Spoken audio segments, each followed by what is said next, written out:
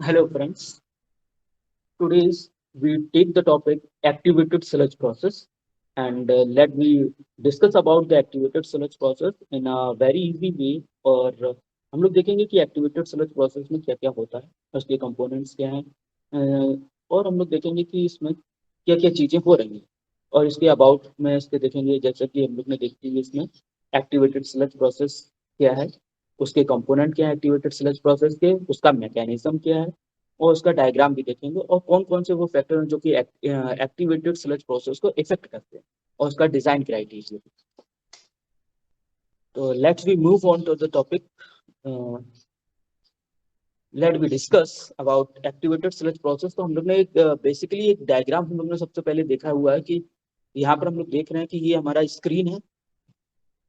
Screen में basically क्या होता है कि कोई भी जैसे प्लास्टिक वगैरह है, स्टोन्स हैं, वो हमारा क्या हो जाता है इसमें फिल्टर हो जाते हैं, फिर हम लोग उसके थ्रू ये आगे जाते हैं, फिर यहाँ पर हमारा ये यहाँ पर बेसिकली इस वाली में हम लोग देख रहे हैं ये जो है बेसिकली इसमें क्या हो रहा है कि ग्रेविटी की वजह से जो पार्टिकल्स वगैरह तो ऑटोमेटिकली सेटल डाउन हो रहे हैं।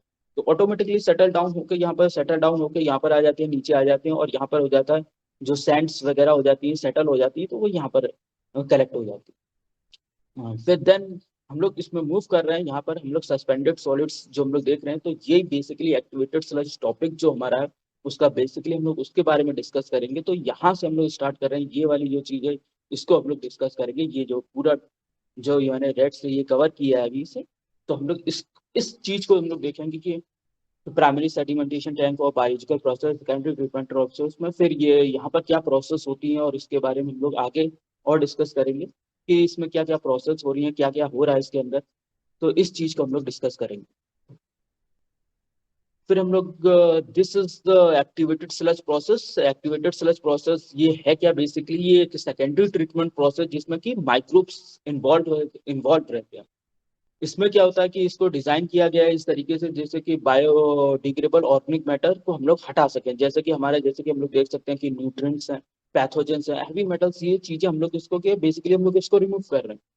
और फिर usually clarified sewage primary effluent से treated. Clarified sewage basically clarified का मतलब होता है कि method use to treat suspended solid. मतलब कि कौन कौन सा मेथड है कि हम लोग सस्पेंडेड सॉलिड को हम लोग किस तरह ट्रीट करते हैं। ट्रीटमेंट इन्वॉल्व द जैसे कि इसमें treatment involve the conversion of soluble organic matter into biological flux and their removal of sludge, include aeration tank and secondary sedimentation. ये दोनों हम लोग चीज को इंक्लूड किया गया हुआ एरिएशन टैंक और सेकेंडरी सेडिमेंटेशन। बेसिकली यही एक्टिवेटेड स्लज को समझने के लिए ये बहुत ही इंपॉर्टेंट है।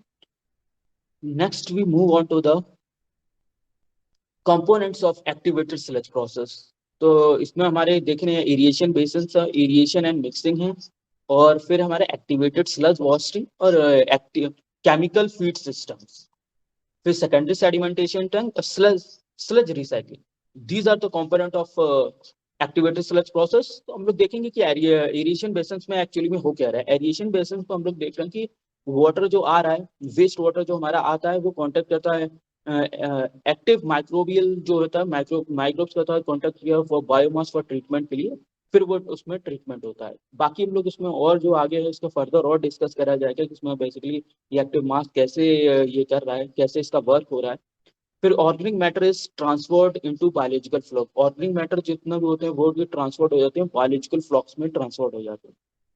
फिर दिखाया जाता है एरिएशन। नेक्स्ट हमारा जो मूव किया हम लोग ने टॉपिक है इसी का पार्ट है कंपोनेंट का, तो वो दूसरा कंपोनेंट जो है एरिएशन एंड मिक्सिंग है। एरिएशन एंड मिक्सिंग में क्या है, बेसिकली हमें एरिएशन क्या का काम क्या होता है कि एरिएशन मिक्सिंग में ये बताया गया कि हम लोग ऑक्सीजन को इसमें सप्लाई करवाते हैं जिससे कि जो कि प्रोसेस बना रहे और हमारा क्या है कि इसमें ऑक्सीडेशन होता रहे ऑर्गेनिक मैटर का, तो इनफ ऑक्सीजन मिलते जाए, क्योंकि ये बेसिकली वो एरोबिक प्रोसेस है। तो एरोबिक का मतलब होता है in the presence of oxygen, कोई भी चीज होगी वो प्रेजेंस ऑफ ऑक्सीजन के प्रेजेंस में होगी। तो इसलिए हम लोग इसमें इस चीज को इंक्लूड करते हैं कि इसमें हम लोग ऑक्सीजन की मात्रा बढ़ाते रहें, ऑक्सीजन जितनी रिक्वायर्ड हो उसको देते रहे। तो ये एडिशन मिक्सिंग मिक्सिंग होता रहेगा तो ऑक्सीजन हमें मिलती रहती है कि mixing keep the biological flux suspended and ensure contact. और मिक्सिंग से क्या होता है कि जो बायोलॉजिकल फ्लक्स सस्पेंडेड होते हैं वो इनफ कांटेक्ट उनको बार बार मिलता रहेगा, जिसकी वजह से वेस्ट वाटर और माइक्रो ऑर्गेनिज्म को हम लोग ट्रीट करने में और आसानी होती है। देन एक्टिवेटेड स्लज वॉस्टिंग, इसमें क्या है कि जो sludge wasting is either as the mix liquid और थिकन द स्लज, ये स्लज को थिकन कर देता है। फिर हम लोग देखते हैं chemical feed system. Chemical feed system में एक्चुअली में क्या होता है कि जो न्यूट्रंस और एल्कलिनिटी जो रिक्वायर्ड होती है वो हम लोग इसमें, अगर वाटर में नहीं होती है, वेस्ट वाटर में जो इसकी जिस चीज की कमी होती है उसको हम लोग केमिकल फीड में केमिकल्स में ऐड करा जाता है, जिससे कि सीवेज को हम लोग प्रॉपरली ट्रीट कर पाए। फिर सेकेंडरी सेडिमेंटेशन टैंक, ये भी एक सेकेंडरी सेडिमेंटेशन टैंक इसमें यूज होता है हम लोग एक्टिवेटेड स्लज प्रोसेस में। तो हम लोग ये to clarify the outflowing aeration tank and mix liquid to separate and thicken the biological flux from mixed liquid for recycling washing. ये चीजें हम लोग सेकेंडरी सेडिमेंटेशन टैंक में होती है। फिर स्लज रिसाइकलिंग क्या है? स्लज रिसाइकलिंग बेसिकली क्या है? Thicken the sludge is return back to the secondary clarifier to the aeration tank to maintain desired concentration of biological solid. इसमें क्या है कि हम लोग पंप का नेसेसरी होता है, पाइपिंग एंड फिटिंग्स, ये चीजें हमको नेसेसरी होती है स्लज रिसाइकलिंग के लिए। देन ये हम लोग देख रहे हैं, ये हमारी कुछ पिक्चर्स हैं एरिएशन टैंक और एरिएशन मिक्सिंग की। तो एरिएशन टैंक हम लोग देखा, ये बड़े बड़े से दिख रहे हैं, इसमें एरिएशन हो रहा है। तो एरिएशन बेसिकली इसमें क्या है, aeration tank according to needs के हिसाब से होता है कि कहीं पर बहुत ही बड़ा लिया जाता है, कहीं पर थोड़ा सा इंडस्ट्रियल वेस्ट वाटर को आप ट्रीट कर रहे हैं कि म्यूनिसिपैलिटी वेस्ट और सीवेज को हम लोग ट्रीट कर रहे हैं, तो अलग अलग ट्रीटमेंट के आधार पर हम लोग इसको यूज करते हैं। नीचे वाले में दिखाया कि एरिएशन मिक्सिंग मतलब कि मिक्सिंग कंटिन्यूसली हो रही है, कंटिन्यू मिक्सिंग की वजह से क्या हो गया, ऑक्सीजन की सप्लाई मेंटेन रहे और इनफ कांटेक्ट होता रहे माइक्रोबियल इनऑर्गेनिक मैटर का। तो ये चीज हम लोग इसमें डिस्कस करते हैं। बाकी हम लोग इसमें एरिएशन मिक्सिंग और टैंक्स के और फर्दर हम लोग और नेक्स्ट स्लाइड में हम लोग को बताया और अच्छे से कि इसमें और क्या होता है। जैसे कि हम लोग mechanism of activated sludge process और diagram. Activated sludge process basically एक सस्पेंडेड ग्रोथ सिस्टम है।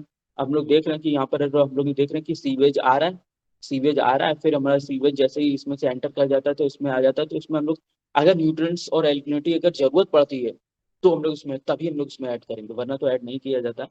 फिर हम लोग क्या करते हैं कि एरिएशन एयर और ऑक्सीजन मिक्सिंग, ये भी हमारे मिक्सिंग हो रहा होता है कि एयर और ऑक्सीजन को मिक्सिंग कराया जाता है। फिर हमारा देन ये एक एरिएशन टैंक है, ये एरिएशन टैंक हम लोग देख रहे हैं, एरिएशन टैंक है। ये एरोबिक कंडीशन पे हम लोग ये ऑपरेट हो रहा है। एरोबिक कंडीशन का मतलब क्या है? एरोबिक का मतलब होता है कि in the presence of oxygen, तो ऑक्सीजन के प्रेजेंस में जो चीजें हो रही होती हैं तो उसको हम लोग एरोबिक बोलते हैं। तो एरोबिक, तो यहाँ पर हम लोग एरोबिक कंडीशन को मेंटेन करके रखते हैं, जिससे कि इसमें ऑक्सीजन का प्रेजेंस बना रहे और माइक्रोब्स जो है वो अपना काम करते रहे। फिर then we move to the secondary sedimentation tank. फिर हम लोग सेकेंडरी सेडिमेंटेशन की तरफ मूव करते हैं और फिर हमारा यहाँ पर इकट्ठा हो जाता है, फिर ये दोबारा से रीट्रीट होने के लिए जाता है।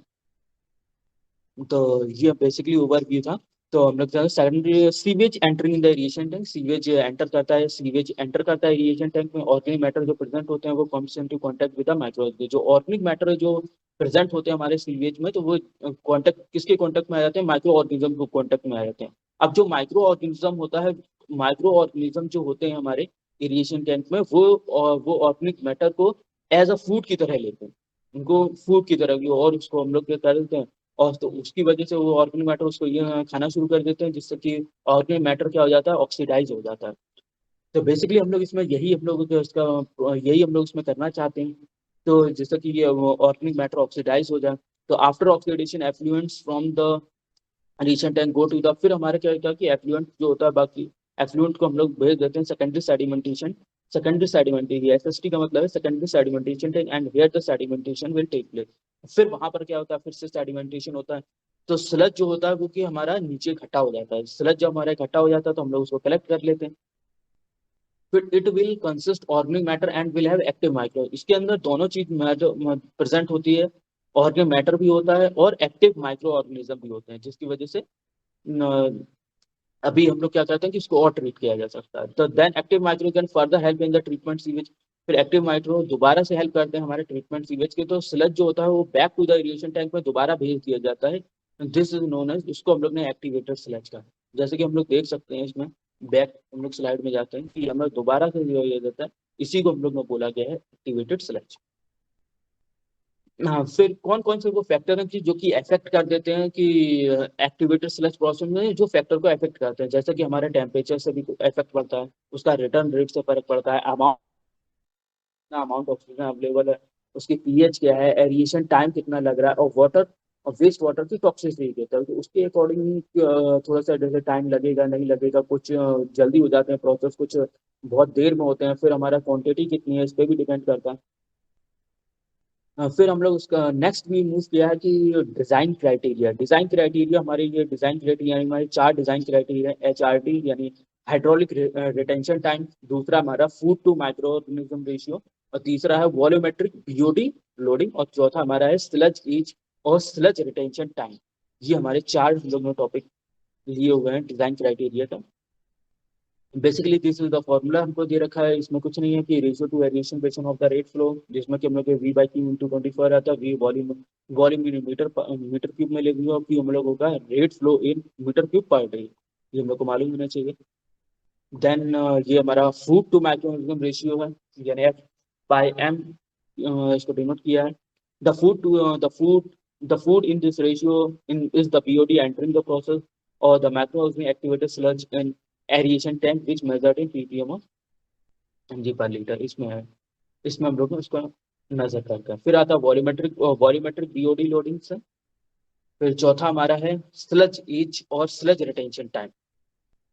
बेसिकली ये भी ऐसा ही है कि it is the ratio of BOD 5 applied per unit volume of aeration time.